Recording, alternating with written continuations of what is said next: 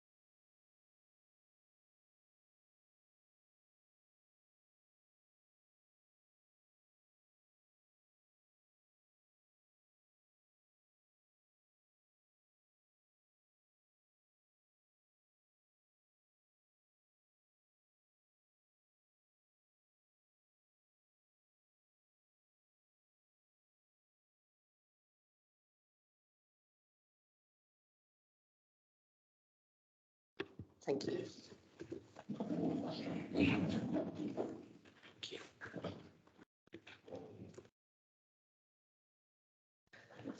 Okay, so moving on to agenda item 3. Is there any urgent business?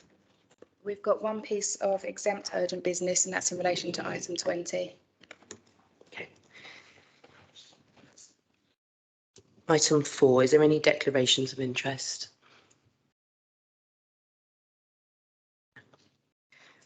Item 5, which is the notice of intention to conduct business in private, any representations received and the response to any such representation. So the agenda does contain event items as set out at item 19, exclusion of the press and public. There were no representations received at the agenda publication stage in relation to the exempt items on the agenda.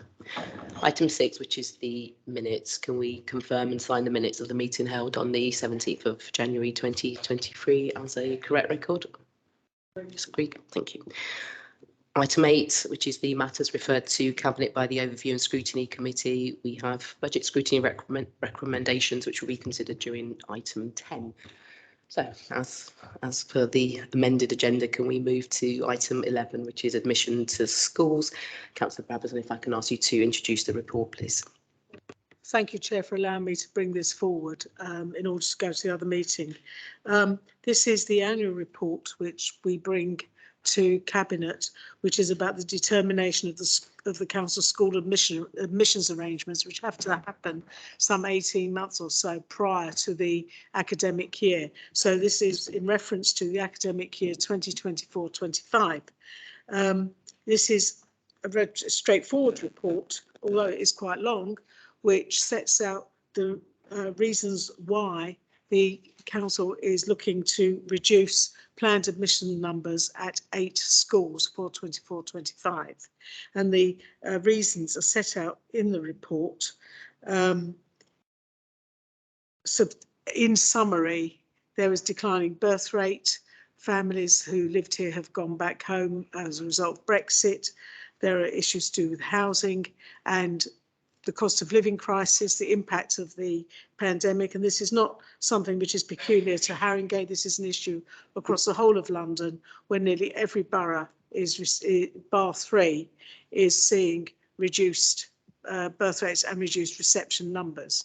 So we aren't alone in having to tackle this particular issue. We agreed on the 8th of November that the statutory consultation would be carried out, and this was carried out between November 25th, 2022 and 6th of January 2023. So the report gives all detail about that, although there weren't very many responses. And as a result, I'm bringing this report and asking Cabinet to agree the proposals to reduce the planned admission numbers.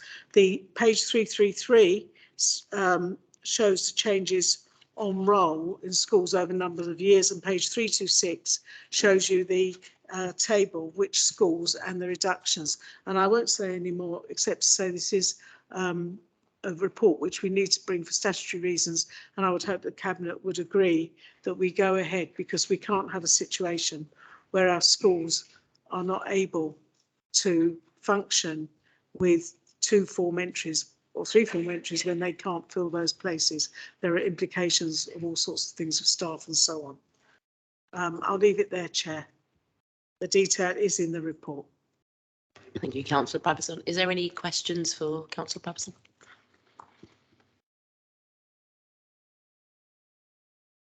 Councillor Cutter. This, I mean, obviously it makes complete sense to do this in order to safeguard those schools. And obviously the issue of falling rolls is not just in Haringey, but it's across London. I think the main concern will be what we can do, if anything, to help. I mean, part of this is to help safeguarding those schools in Tottenham, especially. We've got, I think all of our schools are good or outstanding, and obviously it's really important that in Tottenham, and it's really important that we have the best provision for the kids in Tottenham. But I'm just wondering, I mean, I don't know if it's a question, more maybe just a comment on just how we can safeguard those schools and that provision borough-wide. Thanks. There's a lot of work going on to try and forward plan to support the schools and to not see a diminution of the school estate. And there are a number of things which will drive that. Central to that, of course, is the issue around providing in-borough resources for children with special educational needs, for example, where currently we spend enormous amount of money buying out borough places. But we have a programme through Safety Valve, which I've brought to this committee, whereby we will be looking to adapt premises and accommodate children with special needs in borough within, hopefully, our mainstream school estate and elsewhere. So reconfiguring what we do and how we do it is quite a pivotal issue here. You are right, of the 8 schools, 6 are in Tottenham. One is in Wood Green and one is in just round the corner here, Earlham. So it's in the parts of the borough which are poorer, and that is another consideration, and that means we have to really work hard to protect our schools, particularly because they, as you say, in the poorer areas of the borough where education is so has such a important role to play. Not downplaying the west of the borough, but in poorer areas we know the difference things can make.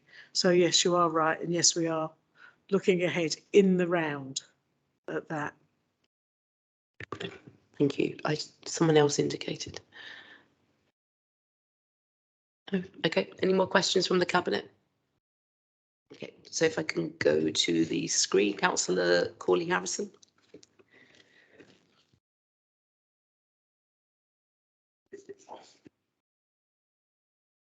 Thanks, Chair. Can you hear me okay? I assume so.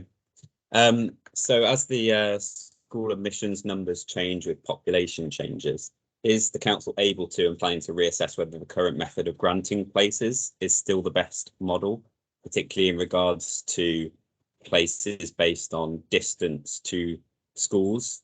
And if I give us a little scenario, if you have 2 families in 2 schools, one family, and they both have a preferred option of the same school, one family is 1 mile away and another family is 3 miles away, the 1 mile away family would automatically get the place. But actually, if the schools that they were granted was reversed, they may only each be 2 miles away from those schools, and that may be slightly easier for everyone involved. So would the council potentially look at a kind of a no distance further than model rather than just basing it on closest to top to bottom, if you like? I think that's quite a complex question, actually, and not one that I could answer. I'm not an expert in school admissions arrangements, but I think what you're posing is a really important question and something I've thought about in a different way. But I think I would have to ask the admissions team, who are really expert in this, about how one might look at this and rethink it. And so I'll pass over to Anne Graham, our director. Thank you very much, Chair, and thank you very much, Councillor, for your question.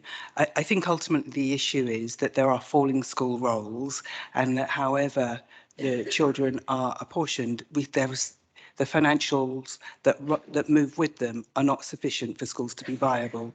And so we can take the consideration outside of the meeting and come back with you with an answer that those who know best the technical response to your question will be able to provide it.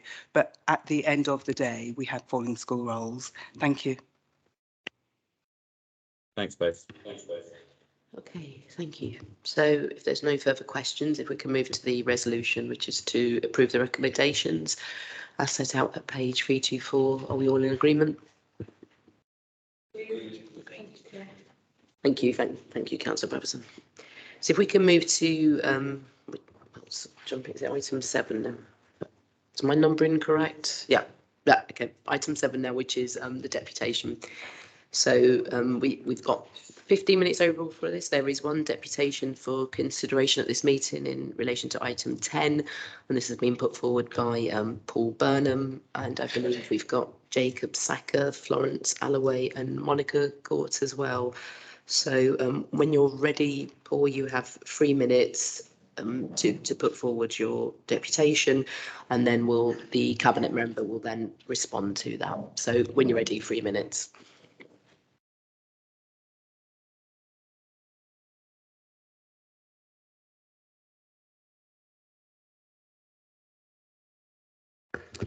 Okay, good evening, everybody.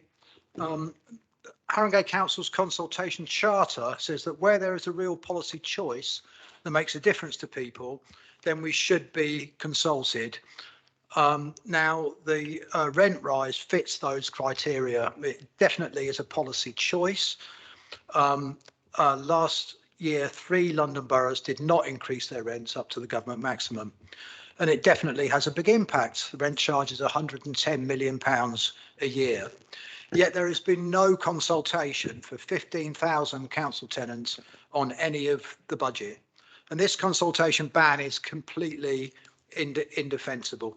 Perhaps the real reason is that you think that no tenant would agree with the increases you're proposing during this cost of living crisis. The big monster in the budget, though, is the proposed shift to mayor's rent for 870 new council homes. This is a huge step towards charging higher rents across the board. And it comes at a time when mayor's rent is so discredited that it's being phased out by the mayor himself. Shelter published a report showing that mayor's rent is not affordable for a typical lower income family with both parents working, one full-time and one part-time. With mayor's rent, the family was paying 32% of its income in rent, which is too much. Shelter forgot about service charges. With the service charges included, the rent burden would be 36%. The gap between mayor's rent and average normal council rent is getting wider. It would be £79 a week from April for a 2-bed in Haringey. That's 67% higher than the normal council rent. But the case for using mayor's rent does not stack up. Councillors have been briefed that mayor's rent is only £13 to £14 a week more than the social rents that you are using for new builds. Now, this amount of money, £14 a week, does generate substantial income stream. However, by comparison to what the report tells us, which is that the cost of the housing new build and acquisitions programme over the next 5 years is £900 million. That £14 a week is not, we believe, critical to the viability of the scheme, not really. We think it's much more the case of a rather unfortunate belief that landlords tend to think simply more rent is always a good thing and gives them more options, and believing that universal credit will always take the strain. The proposed freeze that you're proposing in rent and light charges is welcome, and we think that you could have gone further. There should be a freeze on all rents and service charges with government support to ensure no loss of safety standards and no damage to the house building programme. We will be going to the Department of Levelling Up this Saturday at 12 noon to advocate these policies, and we warmly invite you to join us there. We suggest that you withdraw all of the rent and service charge increases, consult us properly, and then reconsider. Thank you. Thank you, Paul. Thank you for sticking to time. Really good. Donna, you've got 3 to 5 minutes to respond, please. Are there any questions? One would expect an invitation to ask questions. Cabinet members may refuse or agree. We would expect questions. Yeah. We don't get consultation. We'd expect a question. Can you stop heckling? It's not a sort of, it's not theatre. So if if any of the cabinet have questions, have you got any questions at this point, please? Apologies, that was my fault. Bad leader. Anyone got any questions?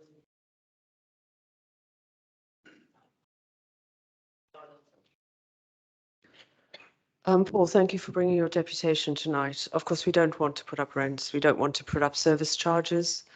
We don't want to put up council tax. We don't want to put up other fees or charges. We don't want to charge higher rents when we don't need it for viability. We don't want to do any of these things. Of course, we don't. What we want is the Tory government to recognise the cumulative effect of 12 years of austerity and cuts which have left us in this unenviable position. We brought housing services back in-house on the 1st of June, and we have to improve our homes and our services for our residents. I'd like to refer to your blog post on November the 11th, 2022. The post that you put up, it's on your Defend Council Housing website. The headline of the post is Sadiq Khan calls for rebates to protect council and housing association tenants from rent increases. In your post, you support Sadiq Khan's proposal, which calls on the government to introduce a rent and service charge rebate, which would effectively ensure that no tenant paid more while at the same time maintaining the standards in social housing. As Sadiq Khan pointed out, this would be largely cost neutral for the government by reducing the housing benefit bill. It's a good proposal and one which I, like you, support. Unfortunately, the government did not take note of the Mayor of London. There is no rebate for residents. There is no increased funding for housing services. There is no very limited increased funding for building homes, and not enough given the cost of living and the increases that have affected viability. And within our housing services, we not only have to maintain, but we have to improve our services. However, we do want to protect our tenants. We're working very closely with officers on plans, and those details proposals will come to the next cabinet. With regard to consultation, I do appreciate that what you've said, but the consultation is not invalid. Council tenants have no legitimate expectations to be consulted on the rent or service charges. This is not something that we have done previously. We are expected to consult, which we do, on any new or extended charges. So, for example, where a contract is going to change in terms of service charges, we would have to run engagement and consultation. So legally, in terms of your final point, no consultation of secure tenants is required. With regard to the matter of London affordable rent, this is the second time that this has come to Cabinet.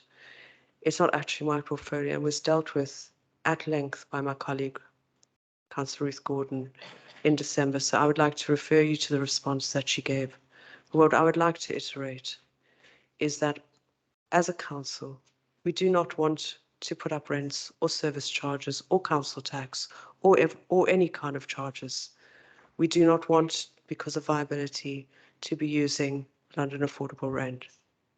But this is the position that we're in, and we're doing the best that we can. Thank you.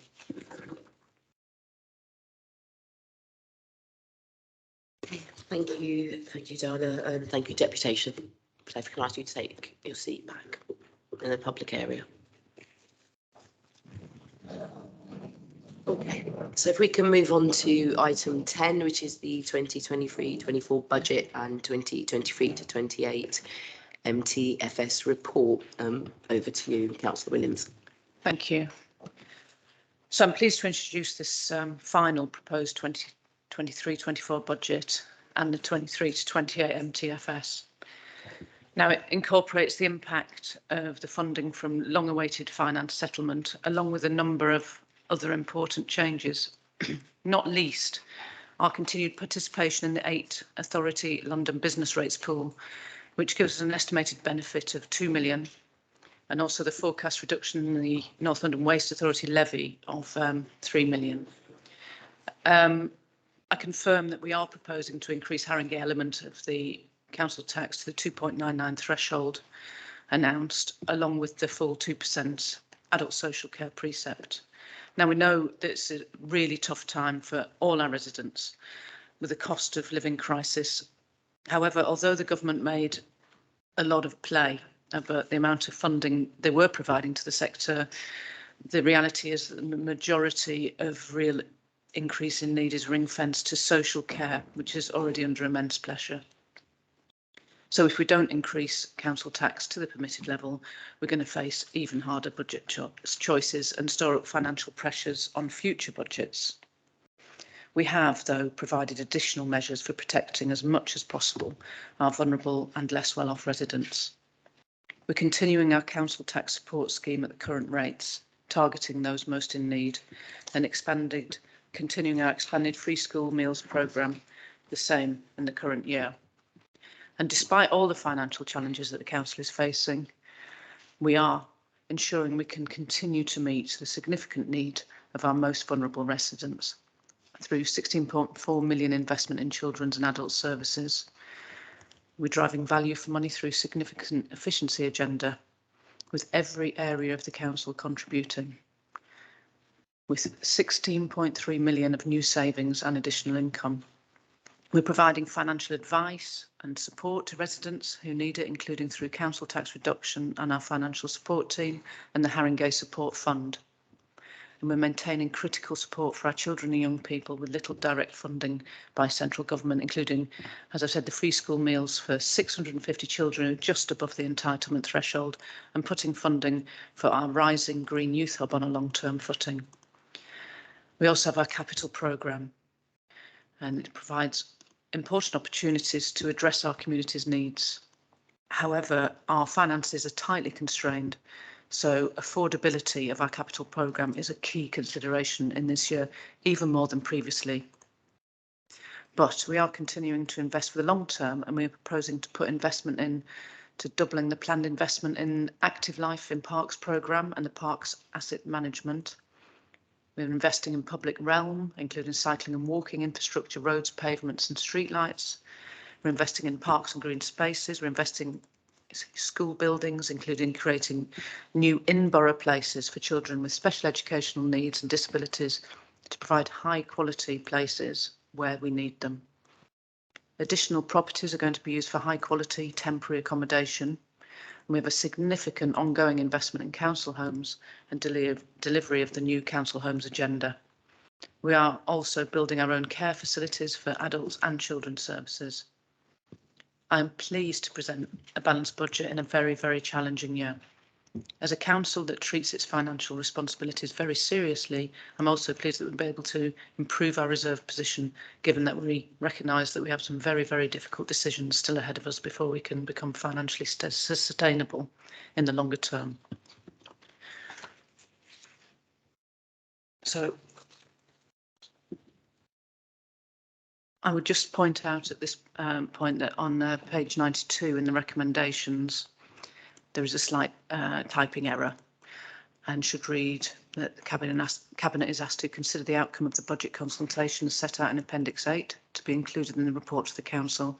Having taken this into account, this report does not propose any amendment to the budget for 23-24, nor to the MTFS for 23 and 28.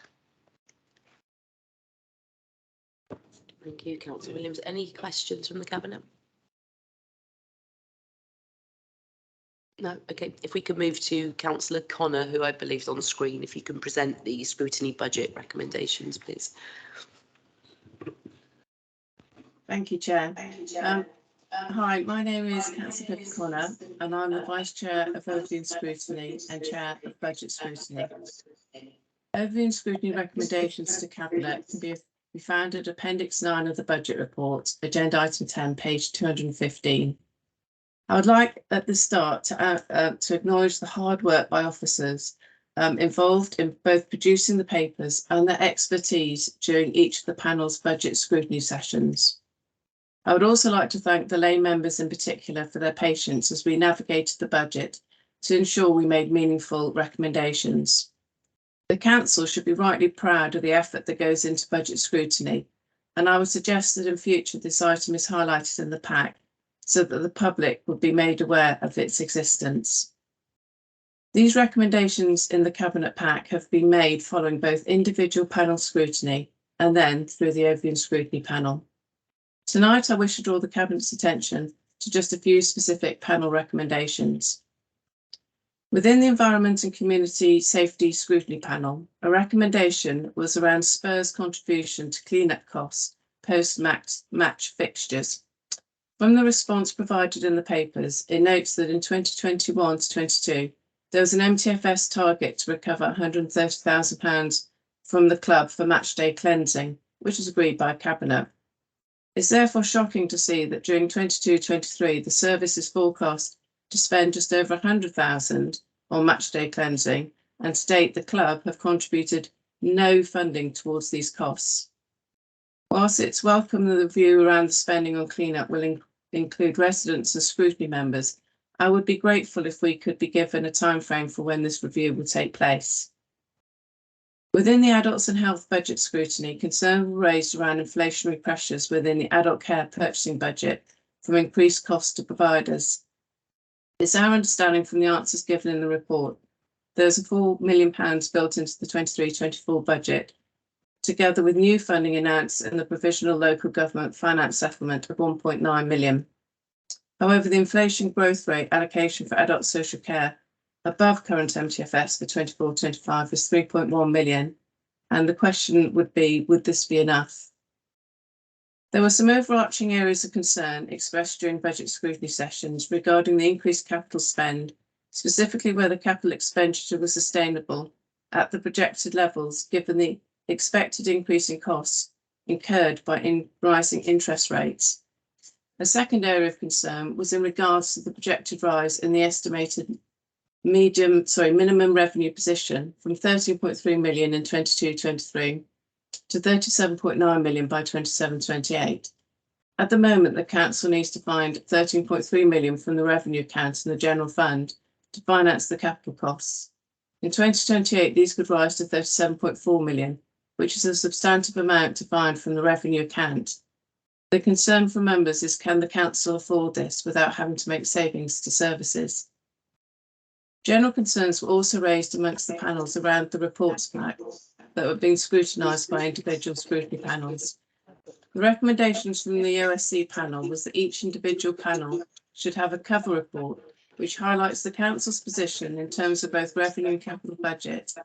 In addition, specific information should be pulled out from the cabinet budget report in regards to the areas that are relevant to that panel. Also in future years, the equalities impact of specific proposals in the MTFS be outlined more clearly in order to provide members with a better understanding of them. The full cabinet budget report can then be included as an appendix.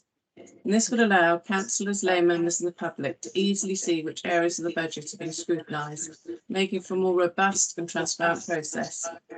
I welcome the officer response indicating that further work will be undertaken with the scrutiny members, as we need to continually challenge how clear the papers are and how information is being presented. Thank you. Thank you very much, Councillor Connor. Is there any questions from the Cabinet for Councillor Connor? No, okay. Questions on the screen. I've got Councillor Corley Harrison. Is there any? No. Okay. Sorry, my questions are to the report rather than to Councillor Connell. No problem, go ahead. So interest rates from the Public Works Loan Board are higher today than they were on the date of the December Cabinet. This is reflected in several places in the papers, including mentioning that Treasury costs will be 2.5 million higher than modelled in December. But in order to present a balanced HRA, you've downgraded the interest rate forecast since December. So why? Second question, one of the savings set out in the papers is savings related to waste services review. That's forecast to bring in 1.3 million starting from 25-26. We're assuming that this is related to the Veolia contract. Given the engagement the council is currently undertaking, the assumption is this relates to a less frequent waste or recycling collection or another service reduction. Can you explain exactly what the saving is and how it will be achieved? And then finally, following the adoption of this budget, what is the total of Haringey's remaining reserves, including earmarked reserves? Thanks.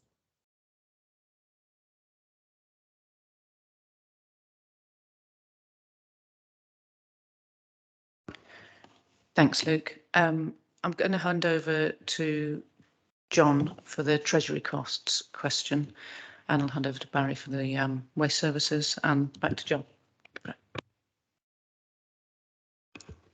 Thank you, Councillor.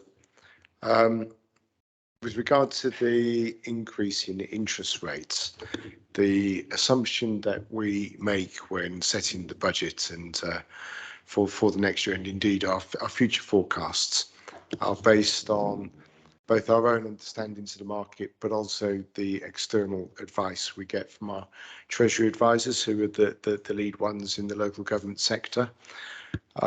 In giving that advice, they're not just looking at the interest rates at the time, but they're also looking at what's expected to happen in the market over the forthcoming period. And they, to use their phrase, they price in their expectations at that time about a level of future growth that will be put in place beyond the time in which that advice is given. So there was a pricing in of an expectation in the increase in market rates at that time. But it goes without saying that interest rates are dynamic, and we will continue to review the decisions that the council has in front of it, whether they be about housing developments or any other developments, taking account of the actual market rate conditions that are prevalent at that time. Thank you. Thank you, John. Was that all your questions, Luke? Oh, okay, right, over to you. Thank you very much. In terms of the waste savings, it is something that we're working through currently, and it's a combination of a range of different things. Some of it is around the contract and opportunities to try and negotiate better terms moving forward over the life of the remaining part of it, and some of that we'll be looking at in the round. And others are around looking at what operational efficiencies we could be making or delivering across it without compromising quality or service provision.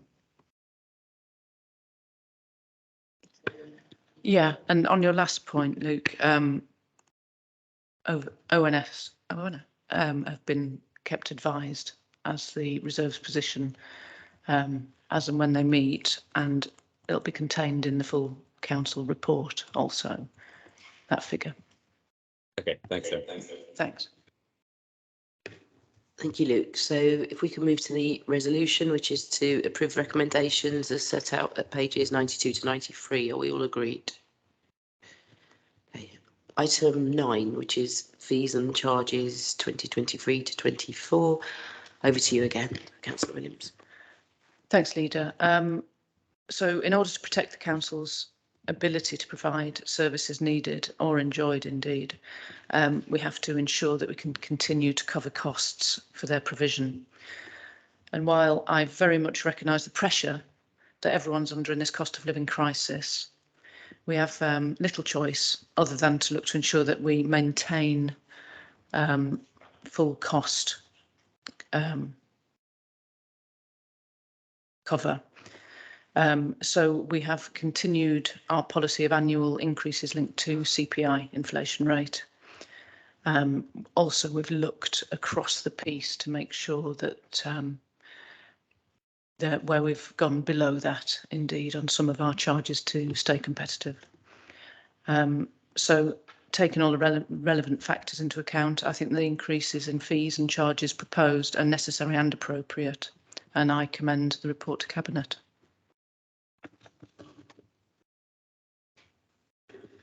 Thank you. Questions? Councillor Corley-Harrison. Thanks. So I've got 3 questions, and they're against 3 appendices. So just so you're aware, officers. So the first one is Appendix 2 on parking, the second is Appendix 7 on waste, and the third is Appendix 8B on park events. Okay, so Appendix 2, parking. So am I reading it correctly that you're basically just removing daily permits for visitors as an option entirely? And therefore, if you wanted to pay for visitor parking for a day, you'd have to do on an hourly rate, and therefore the increase in cost would be £4 a day to £10 a day. Appendix 7, waste. The waste transfer notes have gone up 66% in cost in 2 years. If we can have an explanation of why that is, because that's a big jump. And then Appendix 8B, park events. Why have the standard charges increased by 10%, but the environmental impact fees only gone up by 5%? Couldn't really work that out. Thanks.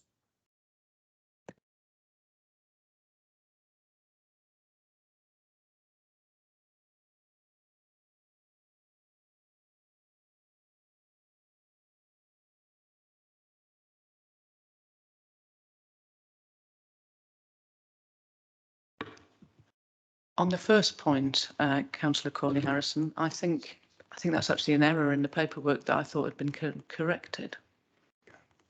So can we park that one for a minute? Excuse the pun. So Appendix 7, have you got a page ref for that one?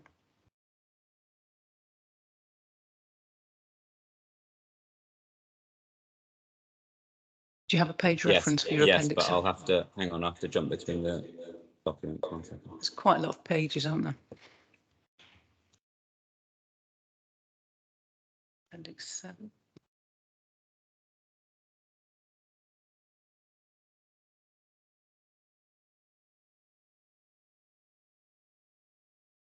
Remind us the question on Appendix 7, the waste one. I've got two screens, two computers, and I'm jumping between. Right, okay. No, the waste transfer, the waste transfer notes have gone up 66% in cost in 2 years. Let me see whether I can find the reference for you. Okay, thanks.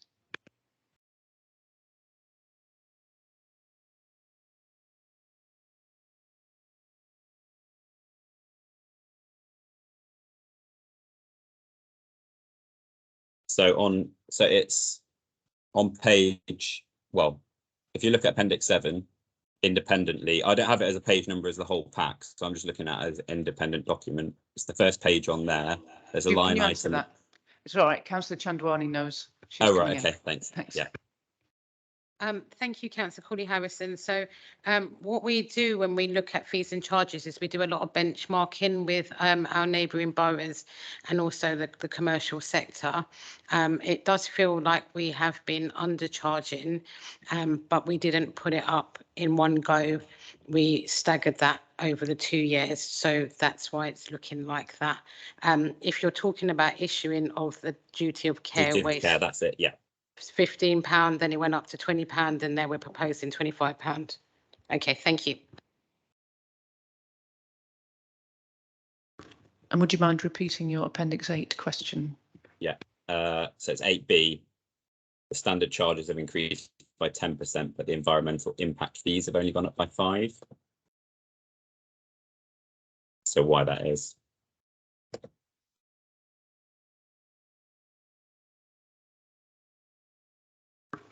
The director might want to come in, but I think it's about keeping us competitive on those ones.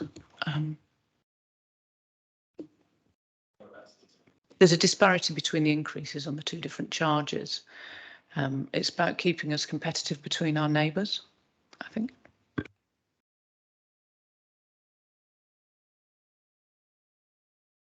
Sorry, thank you. And that certainly is the case, as Councillor Chandwani said in the last answer. We do a series of benchmarking exercises to make sure that we are competitive and that we're charging the right prices. So it won't necessarily be a flat inflationary increase across the board.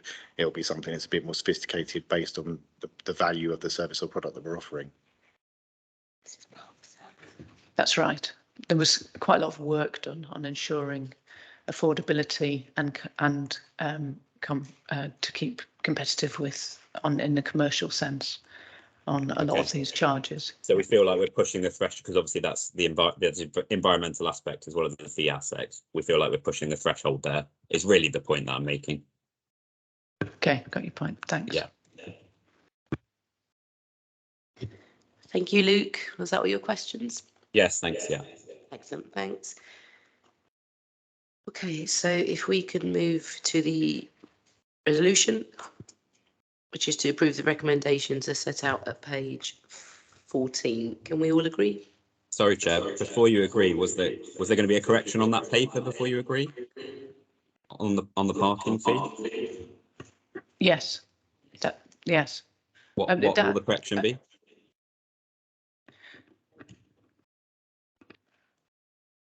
Would it? Leader, Mayor.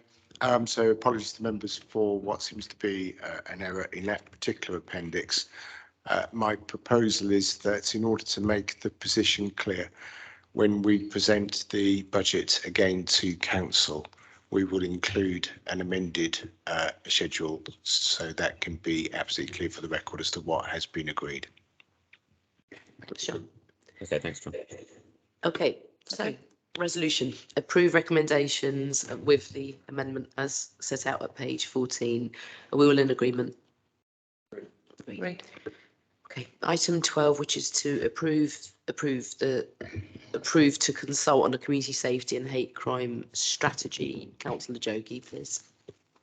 Thank you, Chair. I'm very pleased to be able to bring this paper this evening and have just a few words I think may be helpful for colleagues. Now, a fundamental duty for all local authorities and us as councillors working with our partners in our communities is to help build safe places where residents can thrive as they live, learn and work, importantly without the fear of experiencing, in every sense, crime.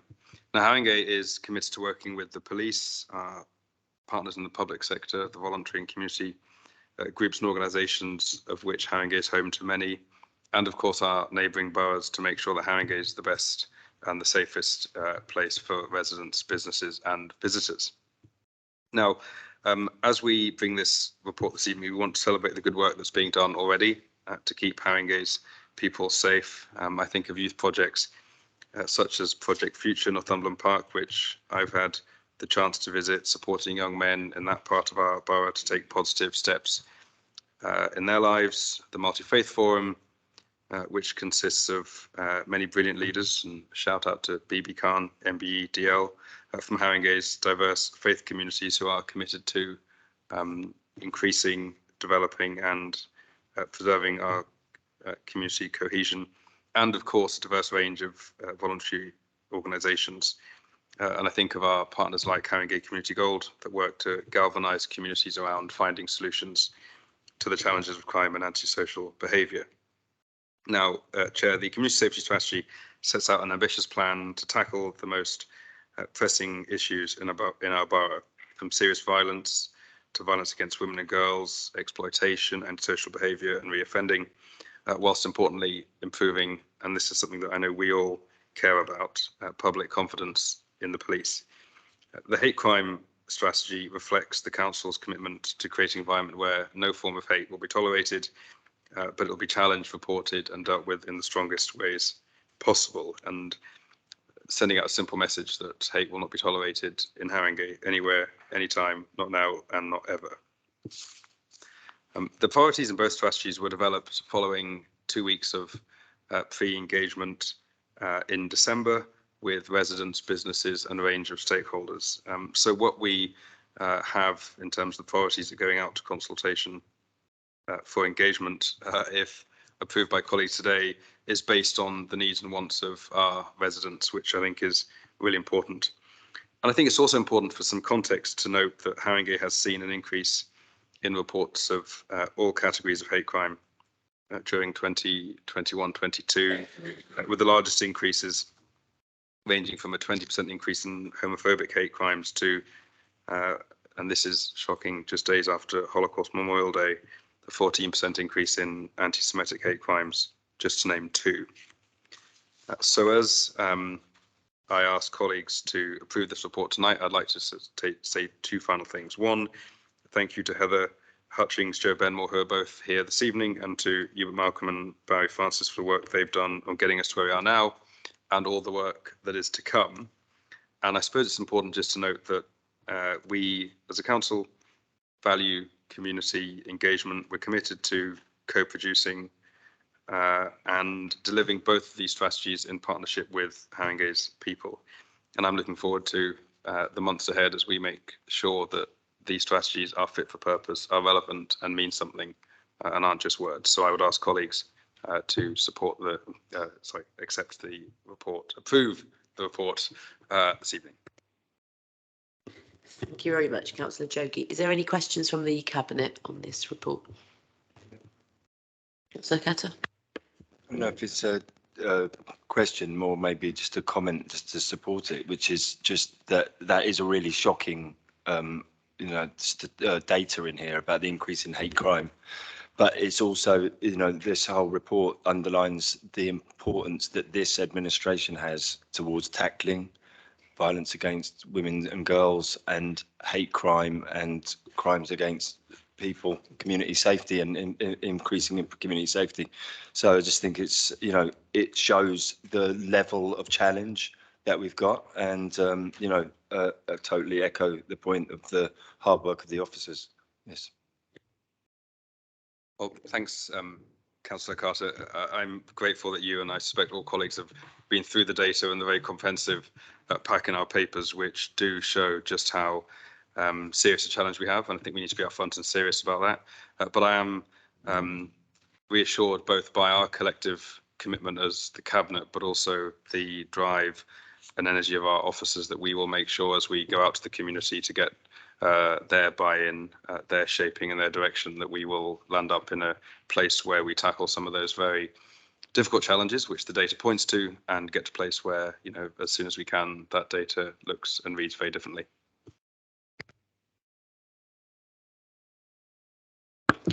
Thanks. I think it's a very timely report.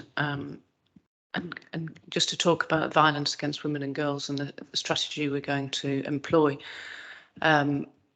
Obviously, today is a very sad day for women, to see Carrick get a life sentence for serving police officers who have committed such disgusting crimes, and how in our role as a council and your role as cabinet member can we ensure that we work together with the police while they're doing such a difficult job in such difficult circumstances often, but also hold them to account for actions of officers who have behaved so appallingly.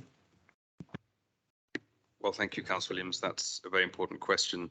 I'll take it in two parts. I think firstly, the stories and incidents and reports we've seen of some of the culture in the police and the impact that has had on public confidence and indeed actual lives and real people has been shocking. And I know that the Chief Executive, as well as the leader and me, have raised these points with the police in recent days and weeks. We view this as this partnership and the relationship as being critical friends. We can't keep our community safe without the police, but we need to make sure we hold them to account as they do that.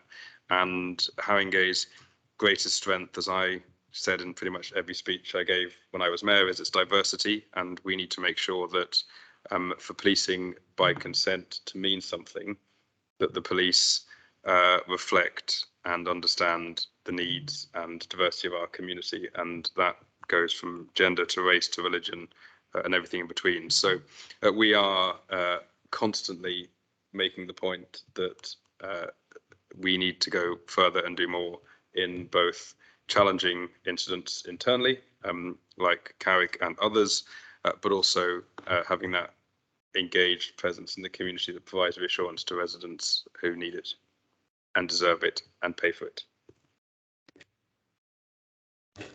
Thank you, colleagues. Excellent points there. Is there any more questions from the Cabinet before I go to Councillor Corley-Harrison? No, Councillor Corley-Harrison. Thank you, Chair. In the report itself, refers to 104 responses in the 2-week pre-engagement. I'm just wondering what the kind of the split was between residents and stakeholders. I know that you obviously engage with both. And then in 2021, there was a reduction in drug offences, I think, in every ward except Stroud Green, where the offences seem to almost double. Does the council have an insight into why that may have been the case? Thanks.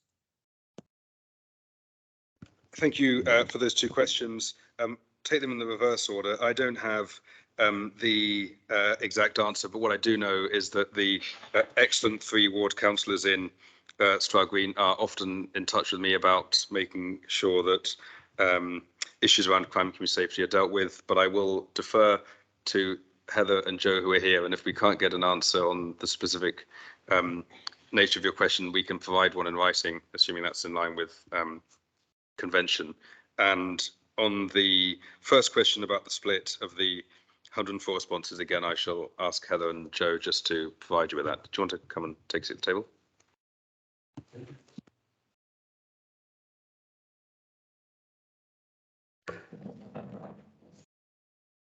I think I'll take, thank you so much for that, Councillor. I think I'll take the first question around the split between the pre-engagement process and the 104 responses.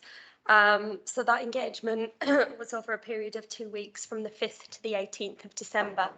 And we really wanted to sort of target the whole borough in the different locations where we have sort of primary hotspots for crime, antisocial behaviour and hate crime. So the engagement methodology mainly consisted of, it was a mix really. It was face-to-face engagement, it was online engagement, there was a bit of surveying, holding conversations with a variety of key stakeholders and community groups, and including workshops. So, I mean, the different community groups that we did reach out to were, for example, the Bridge Renewal Trust, the Multi-Faith Forum were excellent in sort of disseminating our survey and our different messages. We spoke to youth group settings, and then we targeted sort of direct engagement with members of the public. So this was working with Haringey Community Gold, connected communities, going into those community centres in all the different sort of locations in the borough. And then a series of engagement events. So we popped ourselves in the libraries and did a couple of hours each day, essentially trying to fish hook residents as they come in and engage and speak to them. But I think we were quite pleased with our engagement of that 2-week period. We also tagged on to the week of action. So we were able to speak to lots of residents during the week of action, have sort of real organic conversations, but then also ask them to fill out surveys. So yeah, I hope that helps to answer your question. It was quite a condensed period of time, but yeah, we were happy with the results and the responses as well. Yeah, thanks, Heather. And if you can come back on the Stroud Green one separately if you don't have the data to hand.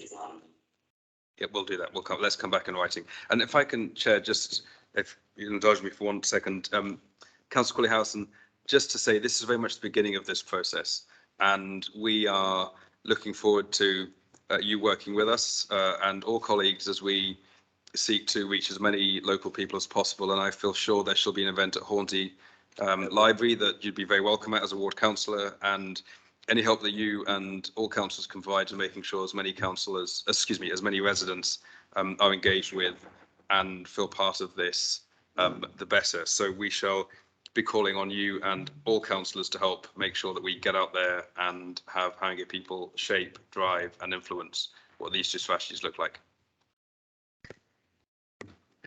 Thank you, Councillor Jogee. A good call to arms there. So I think that's something we should all note. So there's no more questions. If we can move to the resolution, which is to approve the recommendations as set out at page 419. Do we all agree? Excellent. Thank you. Thank you, Joe and Heather as well. Thank you very much.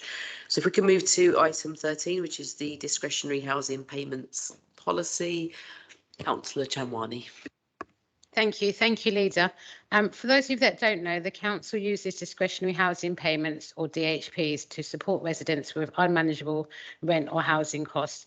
These payments are important safety net in the context of London's escalating housing crisis, which is having a devastating impact on the most vulnerable people in our community.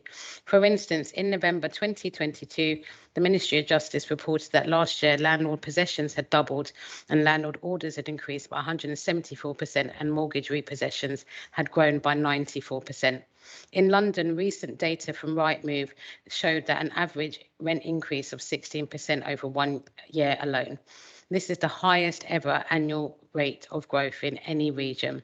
Even this average figure conceals the true extent, with the London Renters Union reporting immense and unsustainable rent hikes of 30 to 50%. This is why DHP is so important. They provide a temporary financial support to residents while they secure finances or find more affordable accommodation. This can protect residents from eviction and potentially becoming homeless. However, DHPs do nothing to remedy the structural issues in the rental market. What our residents really need is interventions from central government, like rent controls, an increase in the local housing allowance, and an end to Section 21 no-fault evictions. Instead of these much needed interventions, the government has halved our DHP allocation, even as rents, evictions and homelessness is increased.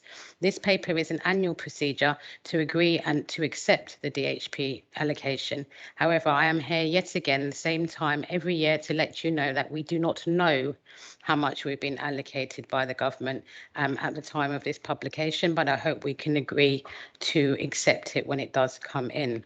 We seriously hope the government listens to shelter and other housing charities by increasing the DHP allocation in line with the rising demand for support. This paper also acknowledges the good work that has commenced with our partners on the Debt and Financial Partnership Board to address the housing crisis with our house building programme, tackling under occupancy and assisting residents hit by the benefit cap. Thank you, Leader. Thank you, Councillor Chamwani. Is there any questions from the Cabinet? No. Okay. Councillor Colley-Harrison.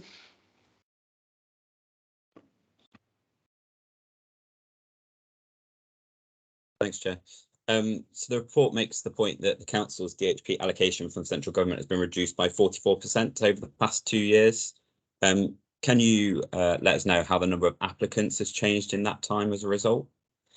And then I'll give you some page numbers this time. Page 472 of the pack. Why is the 10-year type of claimants not recorded for those on universal credit claims? And page 470, when will the review of services providing welfare advice and support be completed? Thank you. Sorry, Luke, can you just ask your last question again? Because you said the numbers to the report really fast. Sorry. Page 470, section 4.3. When will the review of services providing welfare advice and support be completed? Thank you. So I'm going to take the last question first. The review has started. It's a complex piece of work because we're doing this as the growth of need is happening, and so we want to get it right. We also, myself and Lucia, will be starting to chair the progress board on this piece of work. And I think it's really important that we hear from the front line of staff, and we've made that really clear that they need to tell us what's happening because it's a landscape that we have not experienced before. In terms of the drop in assistance for your first question, I do have the figures on me and I will email them to you shortly, but there has been a drop. And part of that is not just the quantity of people, but we're paying more to a smaller number of people because the rent has gone up. But so this has seen a retrospective impact between them cutting the grant that comes to us and actually how many people we can help, and that's quite worrying. Thanks. Do you want me to repeat that?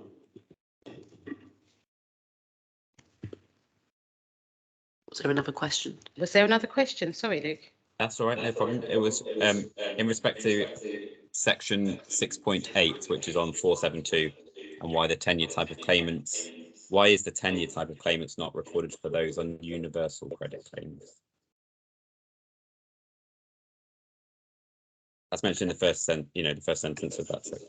Okay, I got it. Sorry, we can hear you, but there's like a little mumble, so we can't really hear you as clear. I'm going to defer it to David Graff because he'll be able to understand the technicalities between, or explain it a lot better than me, between universal credit and housing benefit and how they record that information. Thank you, councillors.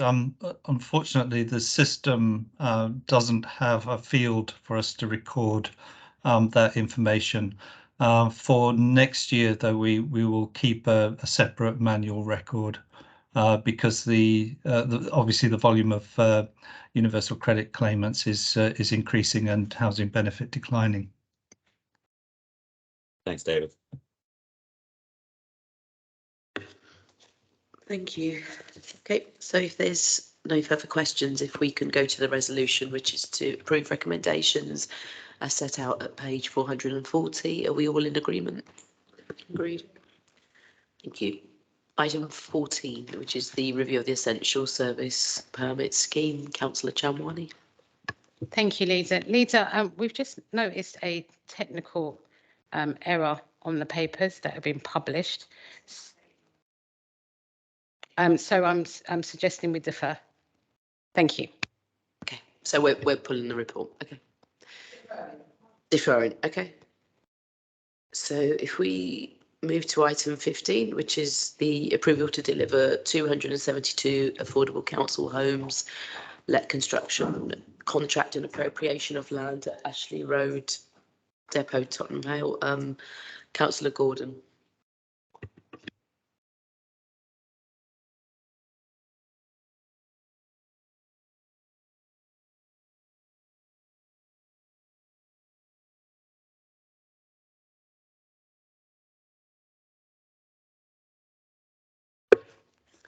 Yes, thank you, Chair.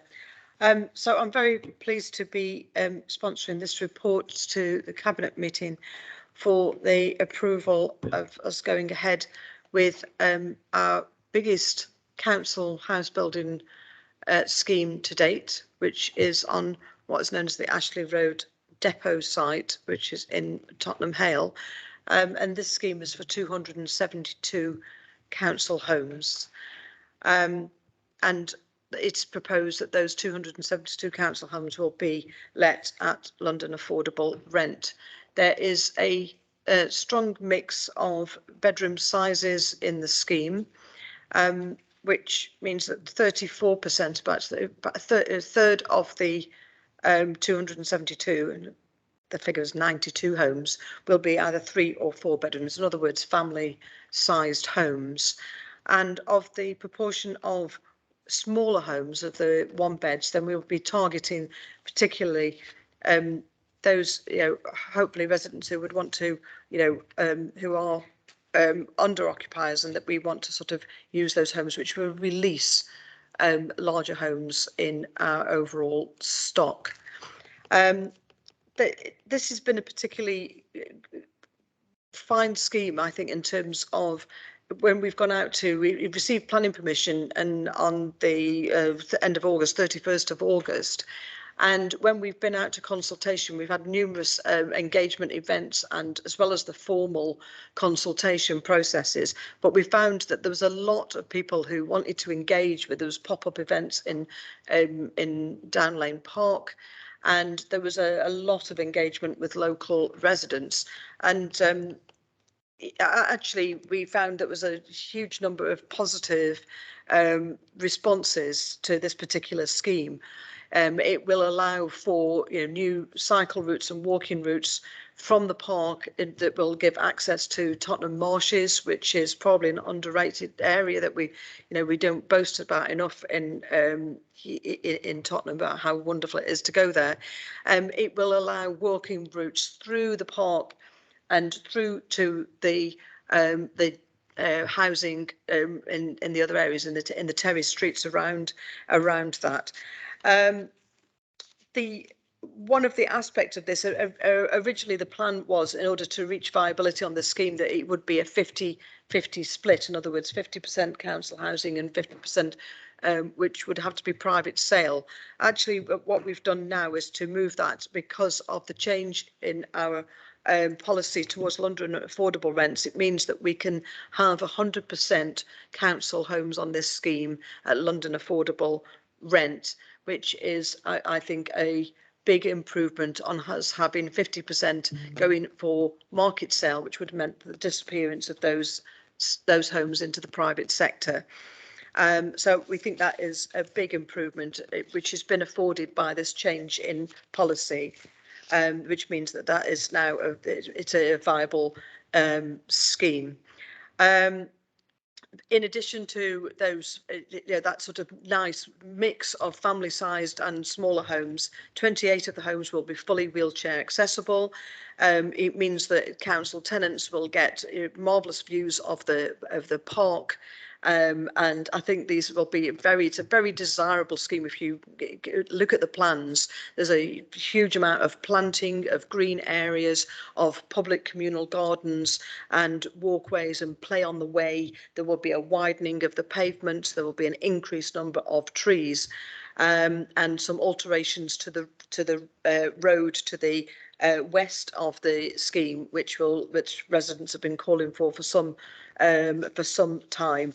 And just so I don't miss out, and what an inevitable question will come from our deputy leader, then obviously we have got a zero carbon target on this scheme, and the homes will be built to passive house principles. That means that when the tenants eventually move in, that we'll be able to use it with 30% energy bills compared with an equivalent new build house that is a typical new build house. So the bills would be 30% of that, if that sort of housing. So we think that for the tenants that move into this house, not only will they be, have nice views of the park, it will be in a very nicely landscaped area, as well as being cheap to run. And I think in the current circumstances of what happening with energy bills, that will be a major consideration for the tenants that are going in there.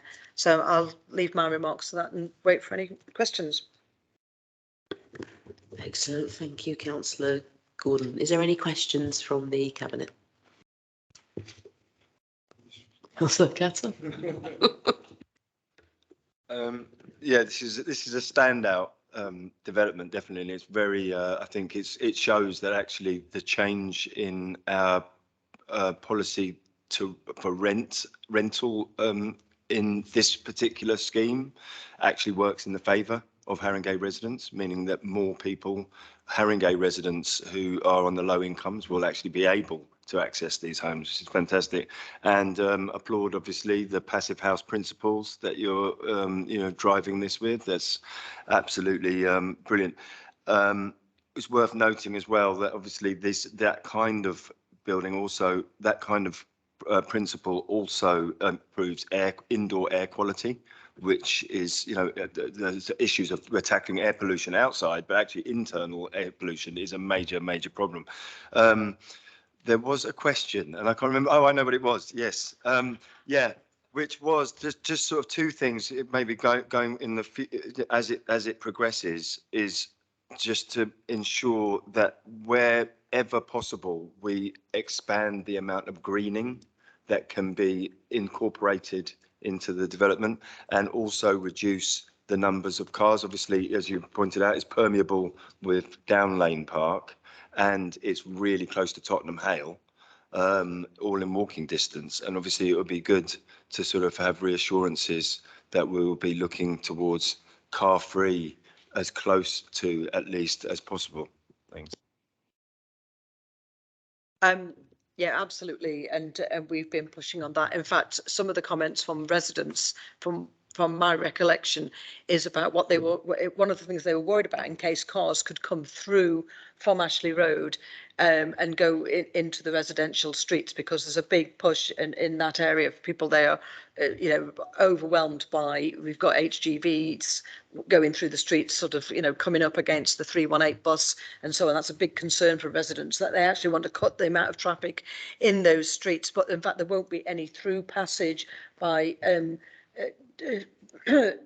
road traffic at all. So the only access for vehicles will be for waste disposal and so on, but there will be an ability to cycle through, and so you can get access to the underpass and to go straight into the marshes and so on. And obviously you are a stone's throw from a major transport hub in the Victoria line, which is a real benefit for that. So we've been very cognizant of that, and the landscaping of the scheme has been a way we've tried to reflect what is happening in the park. And obviously, in addition to the landscaping that we've done there, we have got £3 million to spend in the park, and that the way in which the park is going to be upgraded is going through the, as you're aware, as you're on the community design group for the park. So the whole of that area, there will be a huge improvement in the environment and the enjoyment for local residents to actually be able to come to that park, and you know, it is well used at the moment.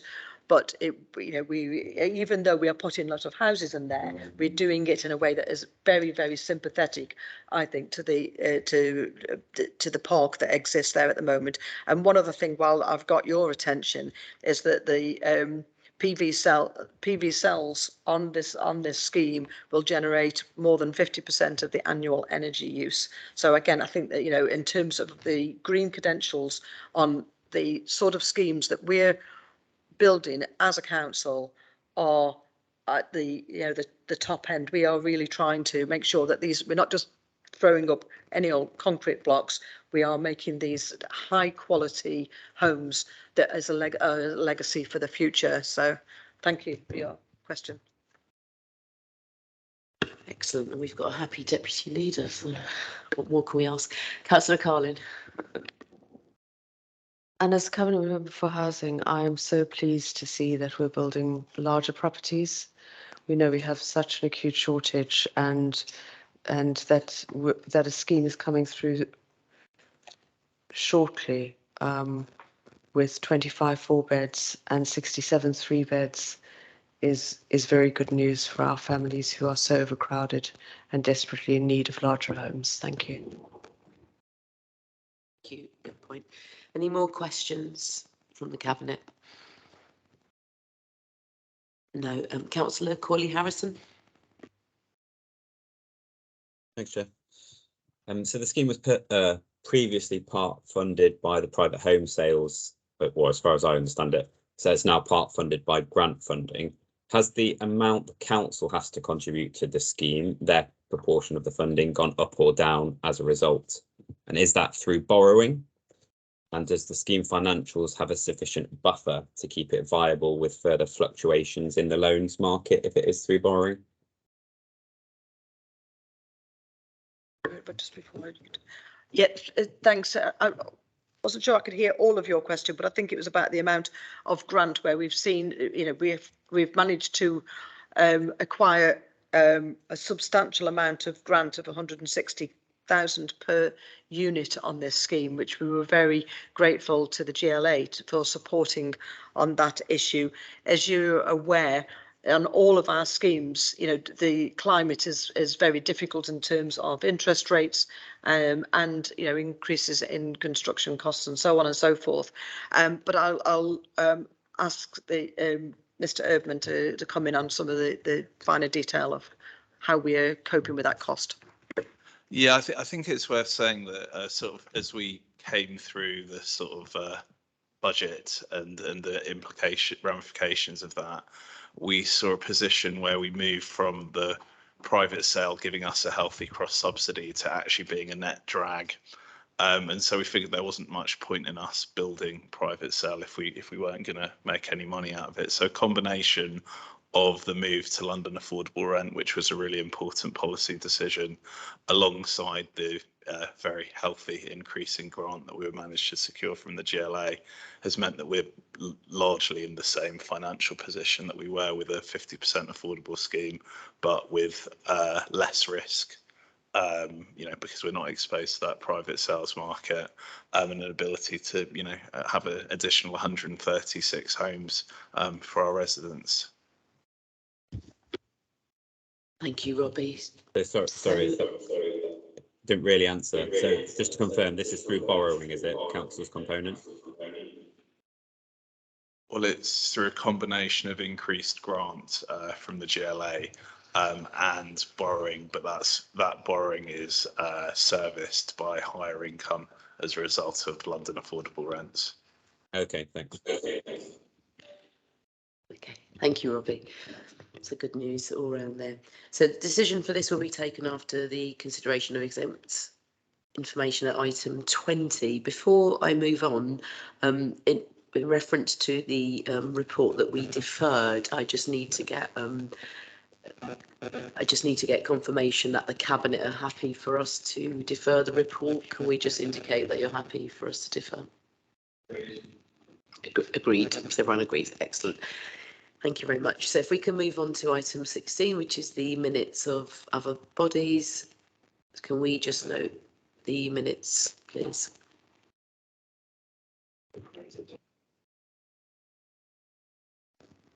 Right.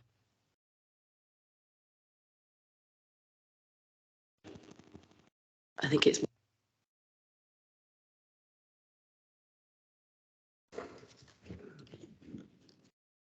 okay. That one's better. Okay, right. So can we just note the minutes of other bodies, please? Noted. Agreed. Excellent. Item 17, which is significant and delegated actions. Can we note these significant and delegated actions, please? Noted. 18 new items of urgent business. There are no new items, I believe.